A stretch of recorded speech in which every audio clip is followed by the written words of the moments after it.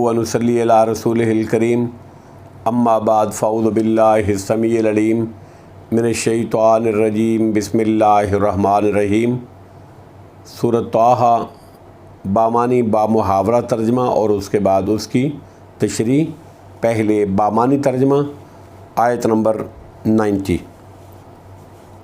वलक़द और अलबत्ता तहक़ीक़ काला कहा था लहुम उनसे हारून अलैहिस्सलातु वस्सलाम ने मिन कब्लो इससे पहले या कौमे ए मेरी कौम इन्नमा यकीनन फतिन तुम आज़माए गए हो बही इस बछड़े की वजह से बवजह इस बछड़े के व इन्ना और बिलाशुबा रब्बुकुमुर रहमानो तुम्हारा रब नहायत मेहरबान है फत्ताबिऊनी लिहाजा तुम मेरी इत्तिबा करो, मेरी पैरवी करो, वातियू और अतात करो अमरी मेरे हुक्म की। आयत नंबर 91। कालू उन्होंने कहा लन नबरहा हरगिज़ हम तो हमेशा रहेंगे अलैहि उस पर आकिफ़ीना जम कर बैठने वाले प्रस्तश करने वाले मुजावर हत्ता यहाँ तक कि यरजिया लौट आए इलैना हमारी तरफ मूसा अलैहिस्सलातु वस्सलाम। आयत नंबर 92। काला मूसा अलैहिस्सलाम ने फरमाया या हारून ए हारून माँ किस चीज़ ने मना किया था तुझे इस जब रायतहुम तूने देखा उनको अज़ल्लो कि वो गुमराह हो गए। आयत नंबर 93। अल्लाह तत्ताबिआने इस बात से कि ना तू पैरवी करे मेरी अफ़असैता क्या पस तूने नाफरमानी की अमरी मेरे हुक्म की। आयत नंबर 94। काला हारून अलैहिस्सलातु वस्सलाम ने फरमाया यबना उम्मा ए मेरी माँ जाए ला ताख़ुज़ तू ना पकड़ बिलहियती मेरी दाढ़ी वला बिरासी और ना मेरा सर इन्नी बेशक मैं खशी तो डर गया था अन तकूला अन इस बात से कि तकूला तू कहेगा फ़र्रक़ता तूने तो फ़र्क़ा डाल दिया बैना बनी इसराइल के दरमियान वलम तरकुब और ना तू अब इंतज़ार कर कौली मेरी बात का। अब मुहावरा तर्जमा और उसकी तशरीह। आयत नंबर 90। वलक़द काल लहुम हारून मिन क़ब्लो या कौमे और बिलाशुबा इससे पहले हारून अलैहिस्सलातु वस्सलाम ने उनसे कहा था ए मेरी कौम इन्नमा फुतनतुम बिही यकीनन इस बछड़े के साथ तुम आज़माए गए हो व इन्ना रब्बुकुमुर रहमानो और बेशक तुम्हारा रब रहमान है फत्ताबिऊनी वातियु अमरी लिहाजा तुम मेरी इत्तिबा करो, मेरी फर्माबरदारी करो और मेरे हुक्म की अतात करो। हारून अलैहिस्सलातु वस्सलाम ने ये उस वक़्त कहा जब ये कौम सामरी के पीछे लगकर बछड़े की इबादत में लग गई। ये हारून अलैहिस्सलाम ने उस वक़्त कहा। आयत नंबर 91। कालू लन नबरहा अलैहि आकिफ़ीना हत्ता यरजिया इलैना मूसा वो कहने लगे हम तो हमेशा इस पर मुजावर बनकर बैठे रहेंगे। आकिफ़ीना इत्तिकाफ़ करके मुजावर बनकर बैठे रहेंगे हत्ता कि मूसा हमारे पास लौट आए अलैहिस्सलातु वस्सलाम। इसराइलियों को ये गुसाला इतना अच्छा लगा कि हारून अलैहिस्सलातु वस्सलाम की बात की भी परवाह ना की और उसकी ताज़ीम और इबादत छोड़ने से इनकार कर दिया। आयत नंबर 92।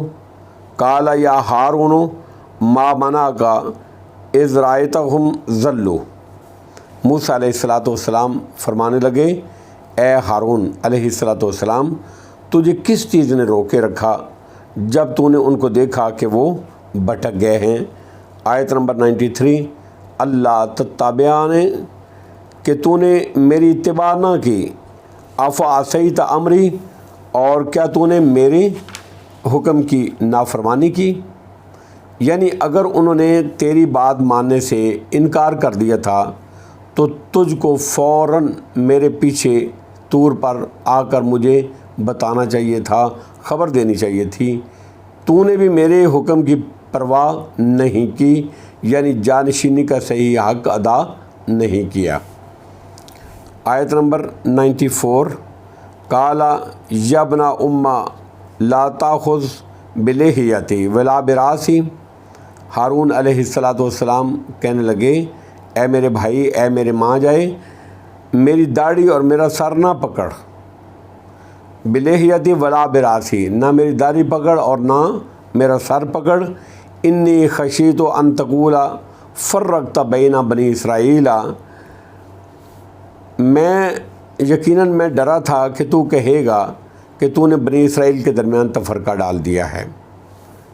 موسیٰ علیہ السلام قوم کو شرک کی گمراہی میں دیکھ کر سخت غضبناک ہو گئے، پریشان ہو گئے، غمگین ہو گئے، اور سمجھتے تھے کہ شاید اس میں ان کے بھائی ہارون علیہ السلام کی، جن کو وہ اپنا خلیفہ بنا کر گئے تھے، مدھیانت یعنی سستی کا بھی دخل ہے۔ اس لیے سخت غصے میں ہارون علیہ السلام کی داڑھی اور سر پکڑ کر ان کو جھنجھوڑا اور پوچھنا شروع کیا، جس پر حضرت ہارون علیہ السلام نے ان کو اتنا سخت رویہ نہ اپنانے کی درخواست کی کہ اے میرے ماں جائے، میری سر اور میری داڑھی نہ پکڑ۔ ولم ترک قولی، نہ تو نے بنی اسرائیل کے درمیان، یقیناً میں ڈرا تھا کہ تو کہے گا تو نے بنی اسرائیل کے درمیان تفرقہ ڈال دیا اور میری بات کا انتظار نہ کیا۔ سورہ اعراف کی آیت نمبر 150 میں ہارون علیہ السلام کا جواب یہ نقل ہوا ہے کہ قوم نے مجھے کمزور خیال کیا اور میرے قتل کے درپے ہو گئی، مجھے قتل کرنے پر تیار ہو گئی، جس کا مطلب یہ ہے کہ ہارون علیہ السلام نے اپنی ذمہ داری پوری کر دی تھی، اپنی پوری ذمہ داری پوری نبھائی، اور ان کو سمجھانے کی، بجھانے کی اور غسالہ پرستی سے روکنے کی مداحنت، سستی اور کوتاہی نہیں کی، لیکن معاملے کو اس حد تک نہیں جانے دیا کہ بات خانہ جنگی تک پہنچ جائے، خانہ جنگی شروع ہو جائے، کیونکہ ہارون علیہ السلام کے قتل کا مطلب پھر ان کے حامیوں اور مخالفوں میں آپس میں خونی تصادم ہوتا اور بنی اسرائیل واضح طور پر دو گروہوں میں بٹ جاتے، تقسیم ہو جاتے، جو کہ ایک دوسرے کے خون کے پیاسے ہوتے۔ حضرت موسیٰ علیہ السلام چونکہ خود وہاں موجود نہیں تھے، اس لیے اس صورتحال کی نزاکت سے بے خبر تھے۔ بات کرنے کا مطلب یہ ہوتا ہے کہ آج بعض لوگ یہ کہتے ہیں کہ فلاں ولی عالم الغیب ہوتا ہے۔ یہاں موسیٰ علیہ السلام ان کو قرآن مجید میں اللہ فرماتے ہیں کہ ان کو خبر نہیں تھی، حالات کی نزاکت سے بے خبر تھے۔ اسی بنا پر ہارون علیہ السلام نے ان کو سخت سست کہا، لیکن پھر وضاحت پر وہ اصل مجرم کی طرف متوجہ ہوئے۔ اس لیے یہ استدلال صحیح نہیں، جس طرح کے بعض لوگ کہتے ہیں، کرتے ہیں کہ مسلمانوں کے اتحاد اور اتفاق کی خاطر وہ شرکیہ امور، شرکیہ کام، شرک اور بدعت اور باطل چیزوں کو بھی برداشت کر لیتے ہیں، کہتے ہیں جی کوئی بات نہیں، ذرا ہاتھ ہلکا رکھنا چاہیے، دین میں جی آسانی ہے وغیرہ وغیرہ، اور بے شک وہ شرک کر رہا ہو، اللہ کے ساتھ شرک کر رہے ہو اور رسول اللہ صلی اللہ علیہ وسلم کی رسالت کے مقابلے میں، حدیث کے مقابلے میں آ جائے، پھر بھی کہتے ہیں ذرا ہاتھ ہلکا رکھنا چاہیے، فرقہ واریت نہیں ہونی چاہیے وغیرہ وغیرہ۔ اسی طرح وہ لوگ بھی کہ مسلمانوں کے ہارون علیہ السلام کے کہ میں ذرا اس کے اوپر اپنے سختی نہیں کرتا، تو جب وہ موسیٰ علیہ السلام آ جائیں گے پھر بات ہو جائے گی، حالانکہ یہ بات کا مطلب نہیں تھا۔ یہ استدلال صحیح نہیں ہے۔ جس طرح کے بعض لوگ کرتے ہیں کہ مسلمانوں کے اتحاد اور اتفاق کی خاطر شرکیہ امور اور باطل چیزوں کو بھی برداشت کر لینا چاہیے، کیونکہ حضرت ہارون علیہ السلام نے نہ ایسا کیا ہے اور نہ ان کے قول کا یہ مطلب ہے۔ ولم ترک قولی، اور ہارون علیہ السلام کہنے لگے کہ میری بات کا انتظار نہ کیا، تو نے بنی اسرائیل کے درمیان تفرقہ ڈال دیا اور میری بات کا انتظار نہ کیا، اس لیے میں ڈر گیا تھا، اس لیے میں خاموش رہ گیا۔ واللہ عالم بالصواب، وآخر دعوانا ان الحمد للہ رب العالمین۔